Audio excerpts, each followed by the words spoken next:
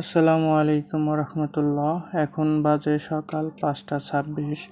আমি ফজরের নামাজ শেষ করে সরাসরি পাটহাটে যাওয়ার জন্য রওনা দিয়েছি।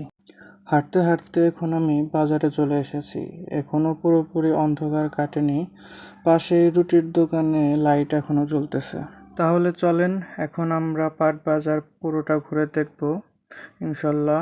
আরও দেখব কিভাবে পাট ক্রয় বিক্রয় করা হয় এবং দেখব প্রতি মন পাটের মূল্য কত টাকা। সরকার পাট নিয়েছে কত বেচছিলে? কালকে বেচছি 3200 টাকা করে। আজকে কত করে? আপনারা শুনতেই পেলেন, পাটের দাম 3200 টাকা থেকে 3400 টাকা এর মধ্যে। বর্তমান পাটের দাম একদমই কমে গেছে। এই পাট কয়েক সপ্তাহ আগে 4000 থেকে 4100 টাকা এমন দাম ছিল। তো চলেন এখন পাট কিভাবে বিক্রি করা হচ্ছে সেটা দেখে আসি।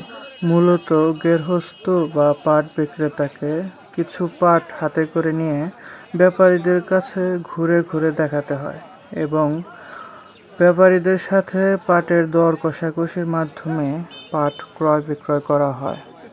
ভিডিওতে আমরা দেখতে পেলাম যে কয়েকজন মুরব্বী বা পাট বিক্রেতা, যাই বলি না কেন, তারা হাতে করে পাট নিয়ে নিয়ে ঘুরতেছে পাট বিক্রি করার জন্য। অনেকেই ঘোড়ার গাড়ি বা অটো রিক্সাতে করে পাট নিয়ে আসছে, আবার অনেকেই মিনি পিকআপে করে পাট নিয়ে আসছে। এদিকে রাস্তার নাজেহাল অবস্থা, রাস্তায় প্রচুর জ্যাম। বড় ট্রাক একটা ঢুকে একদম প্রচুর জ্যাম করে ফেলছে। আজকের মতো এই পর্যন্তই। আমি আপনাদের সাথে ছিলাম, আমি আদিয়াত রহমান। আসসালামু আলাইকুম।